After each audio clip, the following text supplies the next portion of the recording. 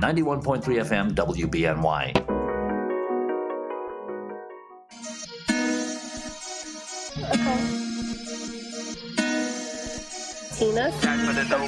Latinas make history every day. Can you read it for me? How do you say this one? Latinas make history every day. Algo diferente, algo raro. Y la anfitriona. Taliatalks, welcome Friday morning, y'all. We are doing something super techy right now. I'm on the line with my editors who are actually in the Albany region. They'll tell you exactly where they are. They're very proud. And like, they are my mentors. I'm super excited to talk with them about Latino publications. I'm going to be here with them for the hour. We usually do 2 half-an-hour interviews, but we have enough. And I'm just like, I know I have a million questions. And I was thinking about other questions that I wanted to add to our lineup. So I'm going to give them the opportunity to introduce themselves. Willie, are they in the line? They're there. Yep. Oh, perfect. Good morning, everyone. Good morning. Good morning. You gotta mute yourself.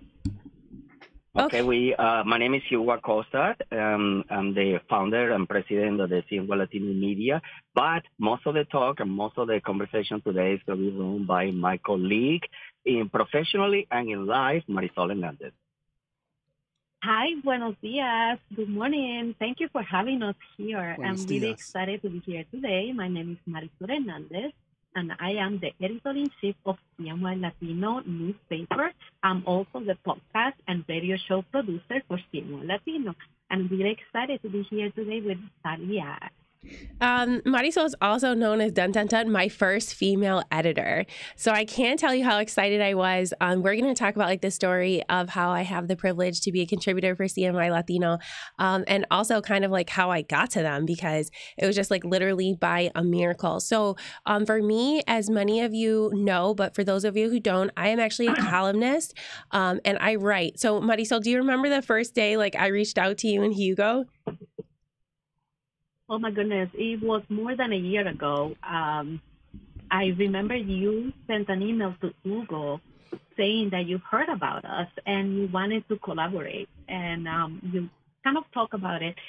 Hugo usually handles all of that, but because you were a female and you had articles to contribute, and I managed that, he sent it to me, and I was like, oh my goodness, yes. And then I looked you up and I saw you write Latina her stories, and you were writing about women in education and how they empower other people and teach.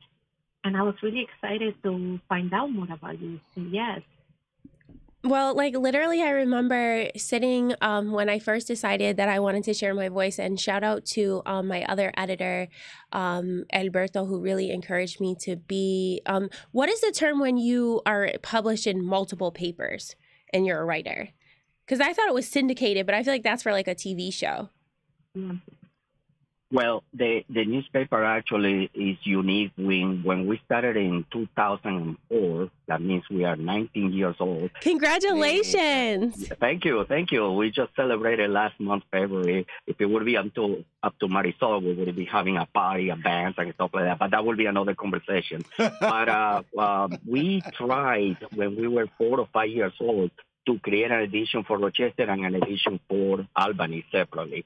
For those, I don't know what kind of audience you have in your program. I'm going to assume it's millennial, 35 or younger. But for those that know what a newspaper is, they do. We actually have a newspaper here on campus. It's a digital paper, but they do. Wow. Many of our listeners have seen campus papers, but I'm so excited to even talk about, like, it's so cool. So like we're together on Zoom, I'm looking at Instagram, like we're on the radio, and like for me as a Latino, like it's just access to like it's just all, like it's an and right. Or it can't be just right. Which one, you know? Right. And my point was back then, and it's still in today's times, printing a newspaper in the paper format is expensive. For So sure. we tried for a couple of months. I think it was 3 or 4 months or something like that. And not only is it expensive in the sense to produce it, but also to distribute it physically. This is not something that you receive in your email inbox account or anything digital or anything like that. So we stopped doing that. The newspaper is no part of a franchise or is no part of how do you call it, as a main type of a media company. It's unique, and it's the very same edition distributed in between Rochester, Albany, Watertown, and Binghamton, and all the towns and cities in between. So Talia, yeah, go ahead. to answer again to your question, you publish your articles in our paper, but you also publish your articles in other newspapers. Yes. And but you syndicated will be you already have archived those and then they're republished. Oh, is that what it means? I think that's what it means. Cool. But you could publish in multiple, and we have other writers that publish in other newspapers as well. And as long as the other newspapers are okay and they know that you're publishing the same information in other newspapers, all of us can partner and collaborate, and we don't mind sharing writers or contributors, as we call it. No, it's a blessing. And I think one of the things with yourself included, like you've given me so much mentorship, right? Because when I came to you and Hugo a year ago, who I was as a writer, I'm a totally different person. I know you've read my last piece, but so much of my relationship with my editors and my relationship with so many of the Black and Brown media folks here in Buffalo is like one of mentorship. Like literally there's not one single person that I haven't met that like sees authentically what I'm doing that isn't like, how can I help you share your message further, including Willie, who's here, giving his time. So like just wanting to acknowledge like all of the people that actually got me to this point, yourself included. And last night I was honored by the Erie County Commission on Women for storytelling. And, it's no mistake that part of that is, hey, Stephanie, part of that is being published and having the coverage that you do. So I think the part of the state that you all cover is so, so important. So shout out to Rochester. I went to St. John Fisher, so I'm a Cardinal baby. But when I saw like you guys were in Syracuse and Albany, I was so excited because I remember being that way and like looking for publications. So kind of what gave you the inspiration to start a paper? Like, when did you decide you were like, this is what I'm going to do? Because I know you also mentioned you have a media consortium, but like, what is that one thing that Hugo, when you were like, I'm going to do this, and Marisol, you were like, I'm going to commit myself to this, you felt like you wanted to like do, or like you had to do? Does that make sense? Like why and why did you want to do it? Well, Talia, my life is what we call in our culture una novela. Okay, wepa, big wepa. You're going to have to wait until I get the soap opera or the book, whichever makes me more money. But let me just give you a very brief idea. Believe it or not, I'm a graduate of computer science. Okay. And a long time ago, when I came to this country and I was living in Denver, Colorado, Denver Broncos. No, sir. How to sit, not the football team. Not here. It's the Bills. Sorry. Go ahead. There you go. That's my number 2 team. Okay. Well, if you have a number 1 team, I respect that. When I was in Denver, I had some problems with some Chicanos down there. Chicanos in the Southeast, Mexicans that moved to America. And it was pretty bad. It was pretty awful that I reached the point that I didn't want to deal with Latinos anymore. So, again, kind of a controversial situation, but it's the truth. And every time I've been interviewed and they wanted to ask me things like that, that's more or less what it happened. Then in the process, I moved to New York, and I met an American woman that we ended up getting married, and we started our own business. We were doing computer consulting. Like I said, I graduated computer consulting. And back then, I'm not going to tell you how old I am. You don't have to. It's okay. Is when the internet wasn't broadening and growing and stuff like that. And we were doing pretty good in that business. We had an office in downtown Syracuse, about 6 or 7 employees. And we were doing really good until my ex-wife decided to go out with one of my employees. I told you, novela. And then my life fall apart. I cannot fall apart with that. I understand that completely, my man. I really do. Okay, Willie. I do. Tell him. has to be, I had to do something. I was a single parent of two beautiful girls. Yeah. I couldn't run the business anymore. It wasn't the same. And I decided to go back to my original cultural roots. And I started a newspaper. I tried to meet the who's who in the Latino community in Syracuse. I realized that there was a need for a publication. I was a major in marketing and advertisement. I'm a very outgoing, bastante bulloso, very, noisy and stuff like that. So I give it a try, refinance my house. I put some money. In February 2004, I started the publication. And after a few months, 10 or 8 months, there was a rumor in the local Latino community that there was a Puerto Rican that was making fun of my Spanish because the paper, my Spanish was terrible. Remember, I wasn't Latino before, so I tried to do my best. And I wanted to find out who's this girl, who's this Latina that was. Oh my gosh, it was Marisol, wasn't it? It was Marisol. You already know. So I met her and I told her, listen, instead of making fun of my Spanish, why don't you help me and then fix it and stuff like that? She thought about it a little bit. And she accepted. Nice. And that was back then, almost 18 years ago. And now not only she is my editor-in-chief, my podcast producer, my radio producer, and a whole bunch of other made her your wife. In a small media company, but she's also the reason of my life. She become the mother of my daughter. Yeah, I figured that. And also abuela, like we are, of our first nieto. And here we are. Again, the details, you have to wait for la novela or for the book, whichever gets the moonlight. Willie, did you have a reflection? Oh, no, I understand where he came from. I understood what you were saying when you said you had to start all over because I was married 20. Have any questions? I was married 25 years, and so I understand you having to start over all over again. Because once I got separated and divorced, I had to kind of start all over again. So I understand when you said that. Do you understand what I'm saying? Yeah. Okay. So I went through a lot of things when what I call the personal tragedy happened. I'm not sure this will answer your question, but there are some things in life that I learned that you gotta to, number one, find out what it is that you need to do to survive. I don't want to make this a drama or something where I'm supposed to be a victim of something. I didn't want to take it like that. Again, I become a single parent. Mm-hmm. In my divorce, I kept the girls and I kept the house, which a lot of people got surprised about it. Mm-hmm. And this is the kind of stuff I just reflect and say, what it is the best that I can do, not only for me, but for my girls, and then to keep going with my life. Again, this happened over 20 years ago. Mm-hmm. And there was something that I figured, okay, let me see if I can go back to my original cultural roots, provide something to them, and then at the same time, I hope I don't sound greedy, to make money. Because, again, we need to make money in the business, yeah, the profession that we like. Yeah, that's okay. So what was the Latino community like you mentioned Syracuse at that time? Like, were there things that you were really excited about sharing that you saw other people doing that you wanted to, like, broadcast further? Or did you, like, want to kind of build, like, that internal dialogue? Because I know there's, like, La Liga. Because one of the things I did is, like, I just started calling random places and was like, do you have a Latino paper there? And that was actually before I found the CUNY Journalism Project. So CUNY, they have a journalism project focused on Black and Latino media, and they actually have a map that has a newspaper on it for, the different regions. And yours is the only one on there, which is amazing. Marisol knows that.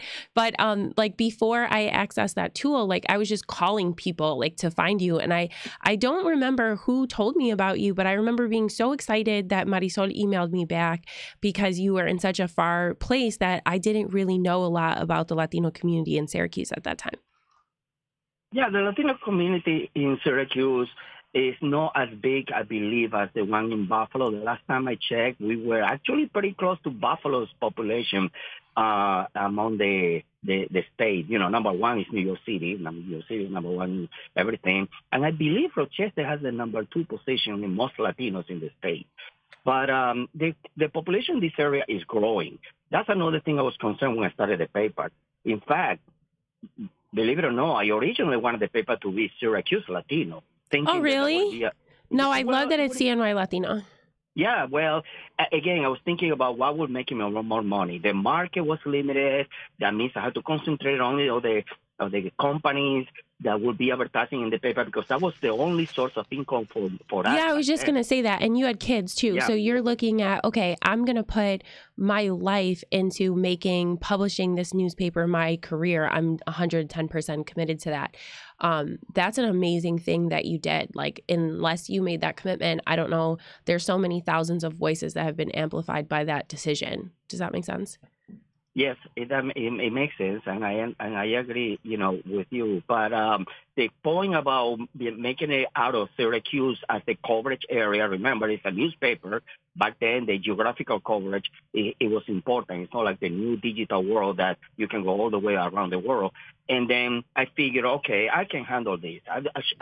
In many organizations, especially in the political arena and other things that have to do with identifying areas in New York State, Central New York, CNY, Central New York stands for the area between Rochester, Albany, and Watertown, Binghamton. So I figured, okay, let me try that. And it's important to indicate that at the beginning, I wasn't doing that good. As a matter of fact, the first 2.5 years, we were not making any money. Okay, tell the truth. I love that. Yeah, and if you have students or if you ask any other publisher out there, in this industry, if you start making money, especially nowadays, after 4 or 5 years, you're lucky. So I'm like, oh, my God, I don't know if I made a mistake here. I refinanced my house, remember? And I'm trying to use the money not only to survive, not only to provide to my girls, but also to run the business. And I got lucky. Again, I was able to do a good marketing advertisement, create what they call a brand. And, of course, I had to learn a lot of things that are related to publishing digitally. Even though I'm a graduate of computer science, the digital world has changed a lot. Again, I'm not going to tell you how old I am, but it was kind of a new thing, for me. And so those things kind of make me push to understand how it is that I'm going to adapt. It is something entrepreneurs have to learn. Everything in every industry changes, especially in the publishing. And we have to also learn how to survive because the newspaper, el periódico, la industria del periódico, the newspaper industry, is not doing that good. We are doing okay because of our culture. People in our culture, especially our parents, los padres y los abuelos, they still grab the paper. They wanted to feel it, to take it. They waiting in the doctor clinic or when they go to the bathroom, they take it to read over there and things like that. So it's something that in our culture is still being used. And that's what is keeping us alive because the people that are advertising in our publication, again, our main source of income, they know that we're using it, and that's what's important. So as a Puerto Rican, I think if those of you who are listening are just tuning in right now, we're talking to CNY Latino, the editors, the founders, the owners, one of which is an editor of mine, Marisol, and a mentor in HUGO, who I have the opportunity to interview, and I've been dying to ask these questions. So this is a huge moment for me. One of the things I want everyone to know is one of the parts of the history of Puerto Rico and how the United States became militarily involved in our island was based on newspaper articles. And if you know anything about what they call the Spanish-American War, a lot of what Americans understood about the conflict and why they felt like resources needed to go to this area was because of what was printed in the newspaper. And was that called yellow journalism? Do you know what I'm talking about, Hugo? Have you ever heard that term? Yes, I have, and that was something that I don't want to say avoid, but I don't want to emphasize it a lot because here's the other thing. First of all, remember, I'm from Venezuela.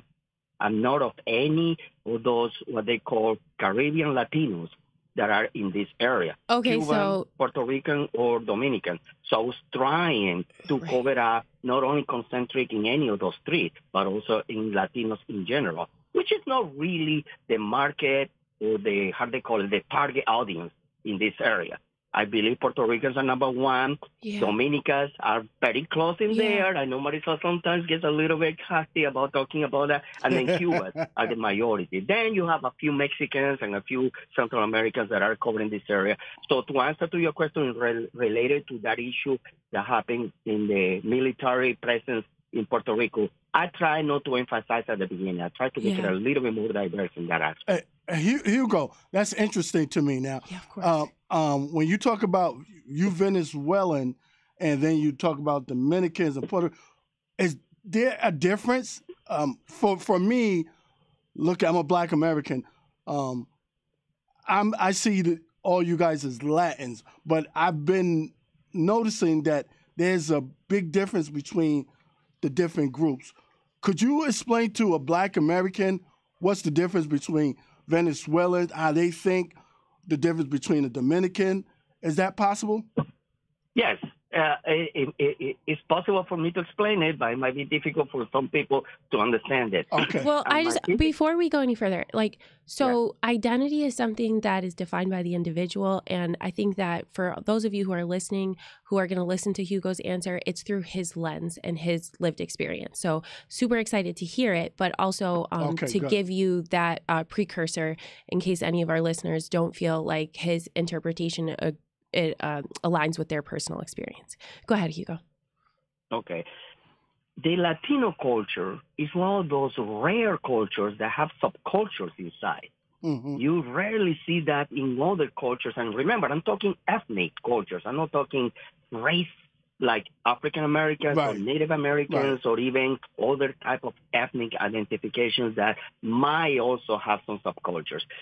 And that reflects in just about everything, the music, the language, the art, the cooking, and all that stuff. So the Latino culture, having different subcultures, there are some differences that have to do, obviously, with the country where they're coming from, obviously with the history, obviously with the heritage, and stuff like that.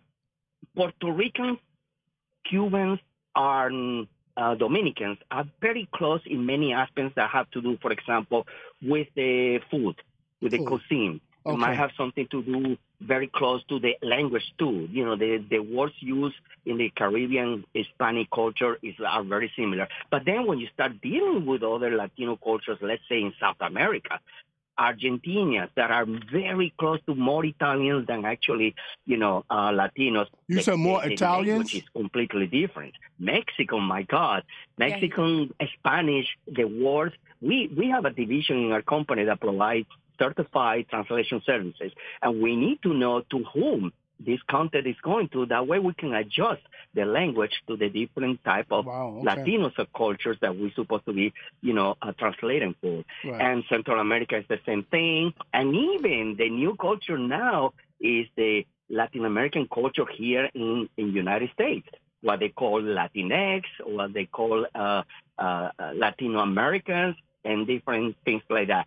Please, let's not start talking also about the new generation, about Latinos, teenagers, Latinos, millennials, and things like that, because that's getting involved into a little bit more of differences.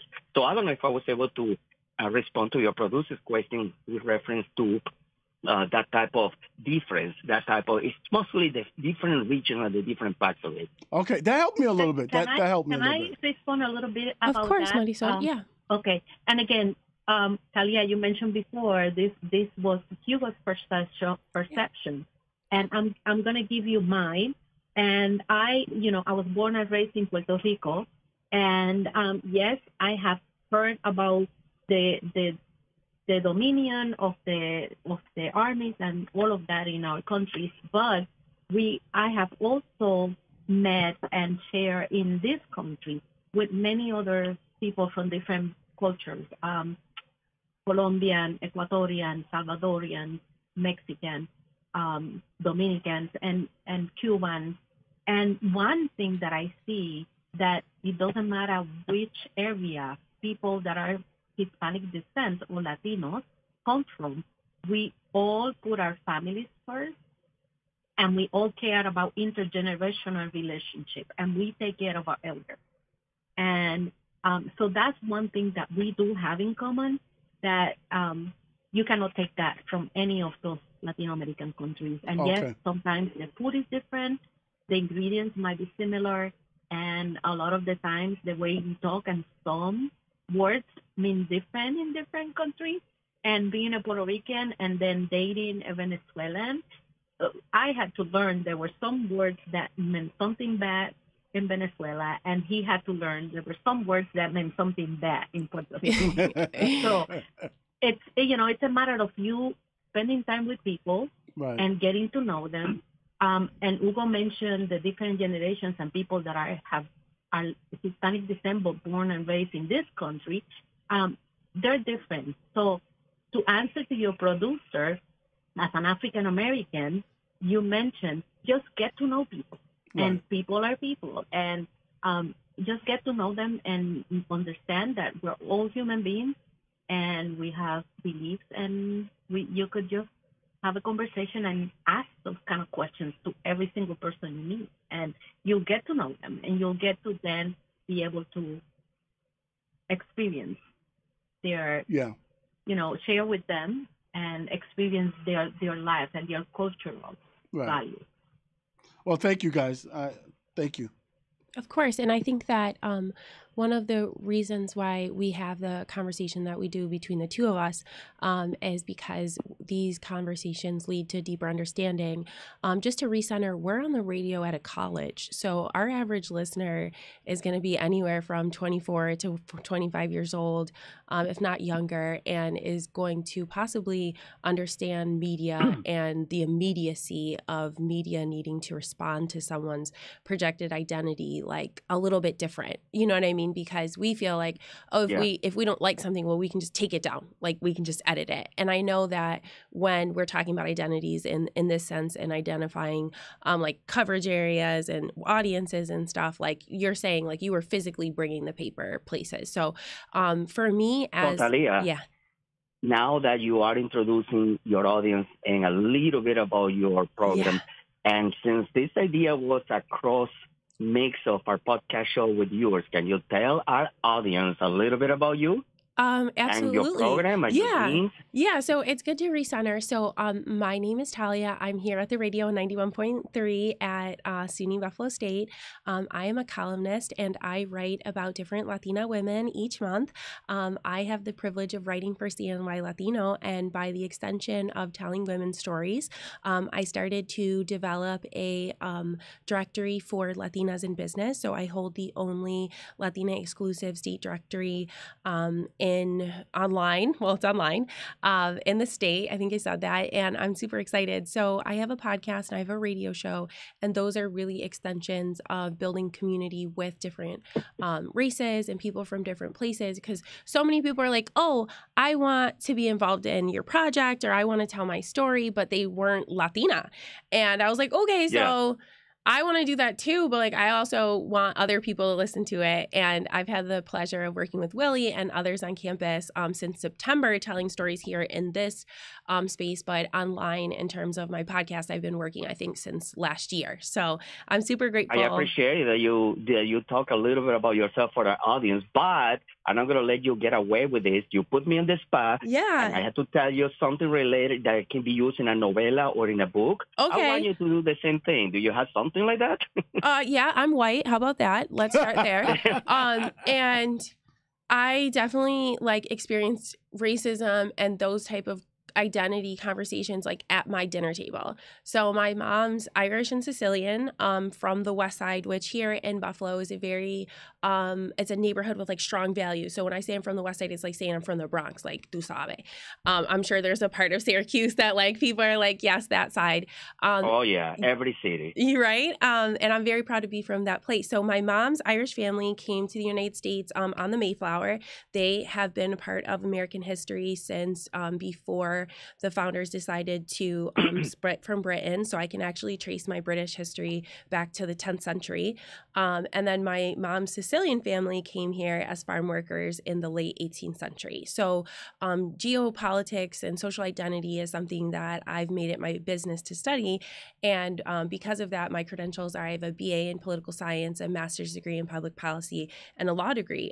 Because having the lived experience of poverty, I wanted to understand like kind of why my family members and why my identity was perceived so differently depending on how I was dressed, what family member I was with or like what my life situation was. So I, was like, I was like 8 years old when I realized like I'm a different person, at my Nana's house in Amherst than I am on Massachusetts Avenue. And like either way, I'm going to get teased. So I think what I tried to do as like a biracial person who struggled is like lean into my community.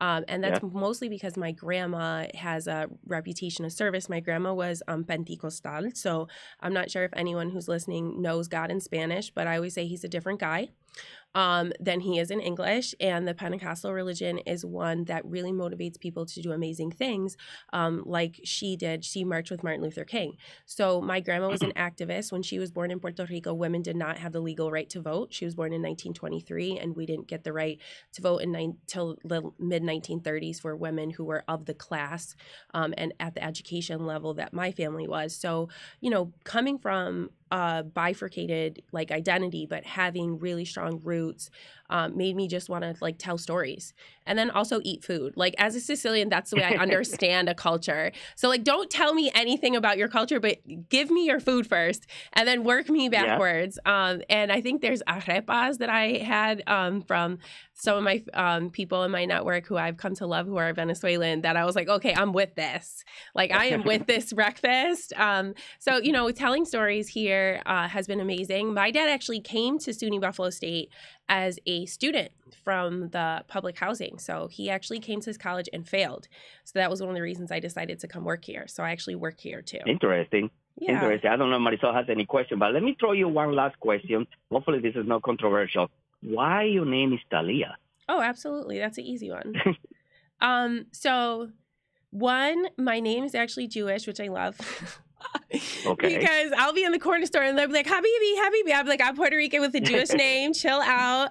There's a lot going on with me. But my mom is Sicilian. And one of the ways that we refer to Italy is Italia. So it's literally my name with an I in front of it. So anytime I meet anyone who's Sicilian or Italian, they identify with me immediately because my name basically is like one of the ways that, in part of how you say Italy. And then my dad really didn't have a vote. My sister's name is Rosalia, and I had an aunt whose name was Rosalina. So they kind of just like had it going and those were the Sicilians. So I have Sicilian ancestors who have really spicy names, and they wanted to make sure that they kept up their reputation. My mom's name is obviously very Irish. My mom's name is Marianne. I lost track here. You got like 5 cultures in your mostly just, one, which is New York, right? Like that's the one I'm coming to you with, like no matter what. But ethnically, I, from a nationality perspective, come from the Irish, Sicilian, and Puerto Rican. But what I tell people is like, I did my DNA. So who I am from a historical and nationality perspective is different than who I am from a biological perspective, if that makes sense. Very interesting. Very interesting. I have a lot of fluid identities. And that's one of the reasons that we build this space, I think, is because it's so hard to recognize, for me as an American, the institutional challenges that have been put into place for Black and brown people when they want to be in the media or when they want to have a business or when they want to be successful. And I think that for me, I just wanted to create a space for people who I felt celebrated voices that reflected those communities. So Marisol, what part of Puerto Rico is your family from? Hugo, one of the first things I asked you was you're Puerto Rican. I was like, so who's Puerto Rican, if anyone at all, before I get to tell him my story? And I remember Marisol said she was, and I was like, let's go. I have an in. So Marisol, what part of Puerto Rico are you from? Well, I was, it's difficult because my family moved a lot within Puerto Rico in itself. I was born in Rio Piedras, and I spent part of my early childhood in Rio Piedras, in Dorado, and Levittown. But what I feel I grew up in and what raised or built who I am as a person and my character, it's Viequense. So my family moved to Vieques, and I feel like I'm a Viequense. Beautiful small island. Yeah. So Vieques, right. Tell him, Marisol, where Vieques is. Vieques is a tiny island separated from Puerto Rico in itself. It's like Vieques and Culebra, two very tiny islands. They're kind of closer to the Virgin Islands. And We only have one stop sign up to this day still, and no traffic lights, and it's surrounded by water. And of course, there's no movie theater, and all you have for you to do is nature and water. And there's horses, I feel like. Horses, and you could ride horses by your. I mean, you don't even need a harness or anything. I remember growing up as a teenager, hanging out with my younger sisters, and meeting some of the guys in the neighborhood, and them saying, "Oh, let's go to the beach," and "Oh, there's the horses. You want to ride it?" And I was like, "Ride it? Where's the harness? Oh, you don't need a harness. So just help me jump in it, grab it by the hair, and just go for it in the beach." I mean, that was amazing. I think I was 13 years old. That really that kind of nature, that kind of being playera, was who Marisol became at the point where that's who I am. So my son's grandma is from Rio Piedras.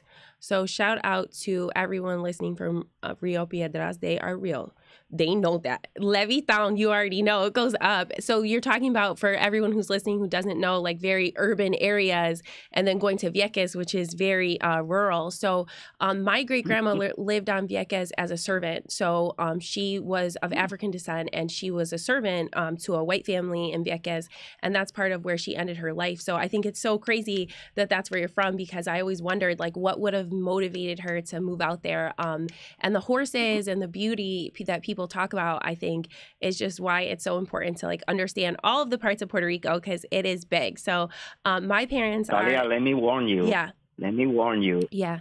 Marisol took me to Vieques once. Yeah. And I almost didn't come back. I don't know. I got 2 daughters here. So it was unbelievable. I'm so excited. I think I eventually will go, but I definitely have a very urban heart, being that my dad is from Manhattan. I'm not sure if I can wear my stilettos out there, but de campesina yo soy es de Añaco. Mi abuela son de Añaco, Barrio Viejas, which at that time was like very rural. She considered herself a jibara, and she said that word with pride. And she talked about guys coming to pick her up on the monte. So I actually drove up in Añaco. I remember, Willie, like I was looking at this mountain, and there's no stops, like there's no stop signs, right? There's no guardrail. So you got to beep when you're coming around the corner. And I just remember being like, is it worth it to like see what they saw? Like, I'll be like, I could just stop right here and just imagine, because I felt like it was so dangerous. But I was super in love with Puerto Rico. My home when I go to Puerto Rico is in Rincon. So shout out to the people from Rincon that have always supported my show. You already know I love y'all at the pizzeria. They know what's up. So I think for me, like having this voice, you've really helped amplify it for me by being in your region. And I always ask people, the last question I'll ask you is like, what's special about doing business in your region? Like, what's special about doing business in Syracuse? You talked about, you know, having a really keen understanding of the market and of competitive advantage, and you decided to lay your roots there. So like, what kind of compelled you, Hugo, to stay there and to build a more robust like audience there? Well, I'm going to answer to this first. I myself, when I moved to the Bronx, and I lived there for 10 years, and then I ended up here in Central New York, one thing that I loved about this area, especially when I started meeting the Latinos in this area, was the rich resources that are out there for people to take advantage. So, especially Syracuse is a very resource-rich community. It's also, and we could see that in Rochester as well, and in Albany, very welcoming to other people's cultures. And being part of that and learning the regulations, the rules, the things that are happening in the community, and bringing my community to those areas, and then giving my community a voice for people to hear the great things that we Latinos are doing and contributing not only economically but politically to that community in itself. So we see that, and audiences and people talking about different things in that community, and organizations that are particularly helping the Latinos and doing things like helping them find jobs, find employment, find housing, buy a house and then become part of what the American dream is, where we could do that.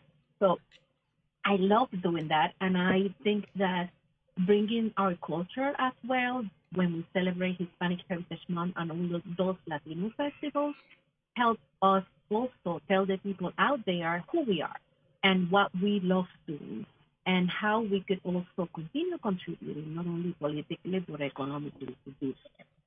And I'll let Hugo answer if in my for sure. particular case is, believe it or not, to re-meet my culture. It was to kind of, okay, I'm getting into this new venture. Remember my telenovela issue? I was in the stage to see this is going to work. So I had to obviously learn the who's who, not only the Latino community, but also in the business community, which I had already started with my previous business with my ex-wife. So that helped me a lot. And one of the things that I found interesting in this new venture is that I kind of associated with other publishers that they were treating me as somebody to help with, not as a competitor or anything like that. And it was one publisher from the newspaper, the Syracuse New Times, that really, really get me going because... Shout out to him. So what? Shout out to that person. Yeah, shout out to, hopefully. Yeah, and he knows that I'm talking about him because he heard it in other media outlets out there. But here's the thing that I found it very valuable. The first 3 editions of my publication had many mistakes, many errors. At the third one, I went to his office and told me, Art Zimmer, by the way, I don't think this is going to work. I appreciate your help. I don't think this is going to work. I feel very embarrassed and stuff like that.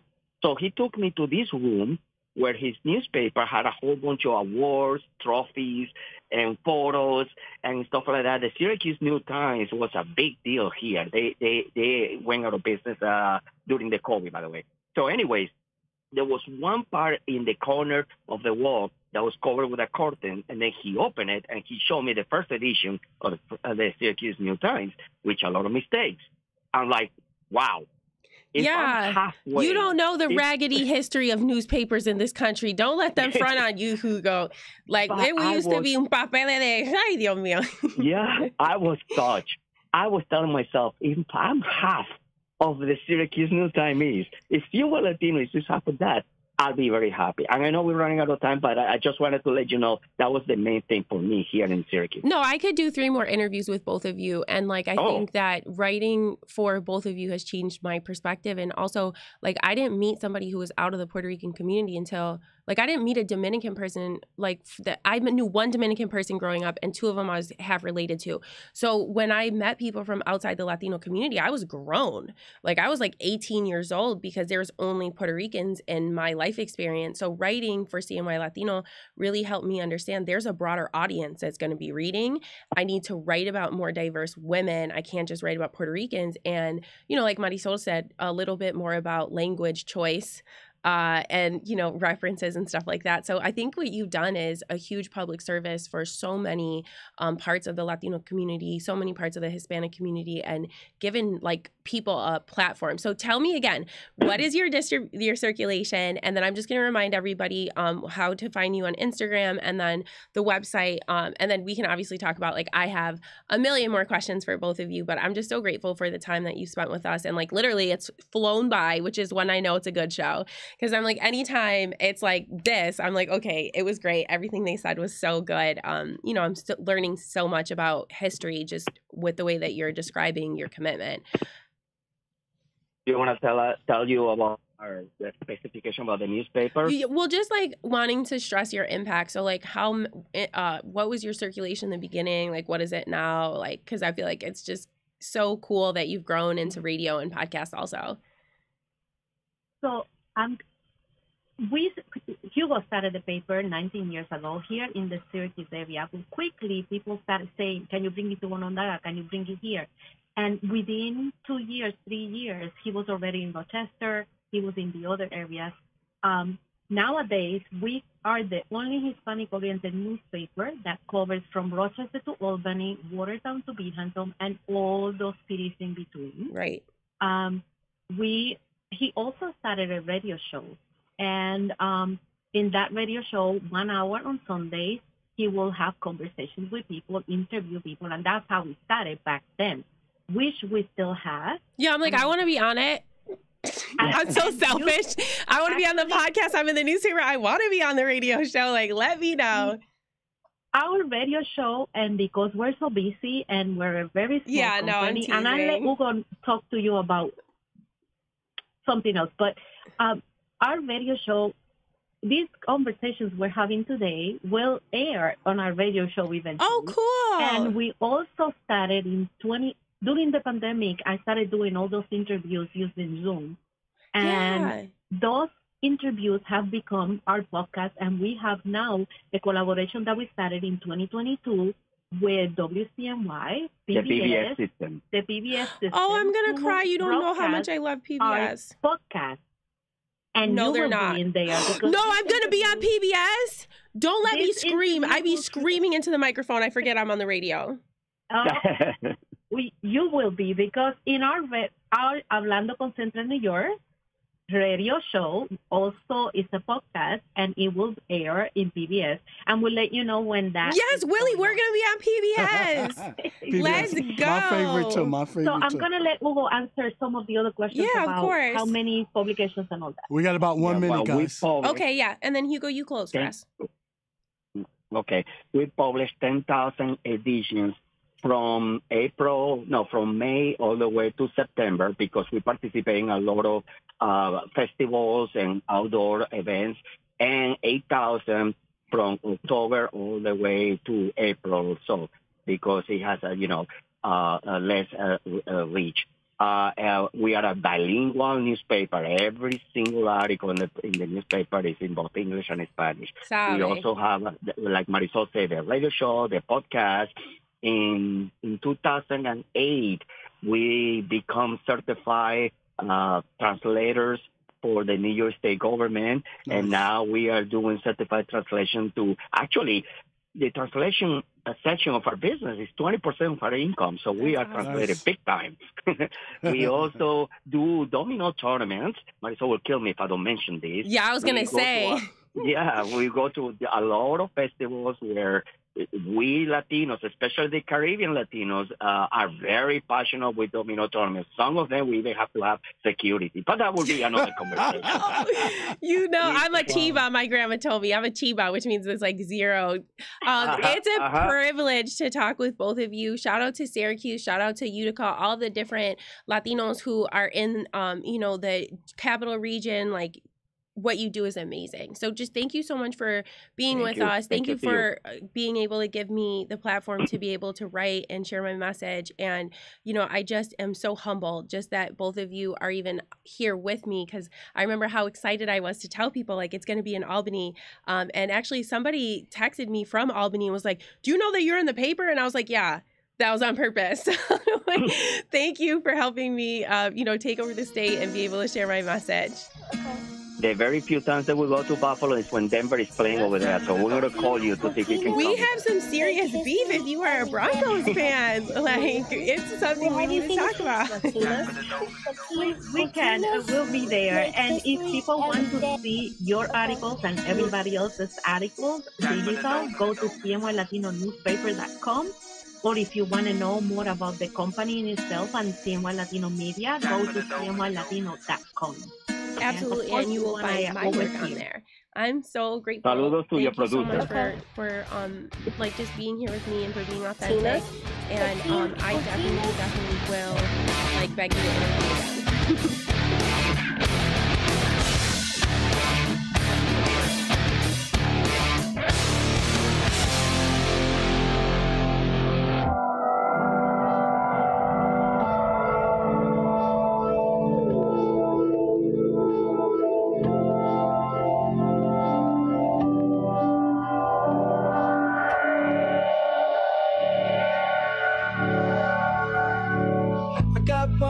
Inside my head, I got books that I never ever read. I got secrets in my garden shed. I got a scar where all my urges bled. Got people underneath my bed. I got a place where all my dreams are dead.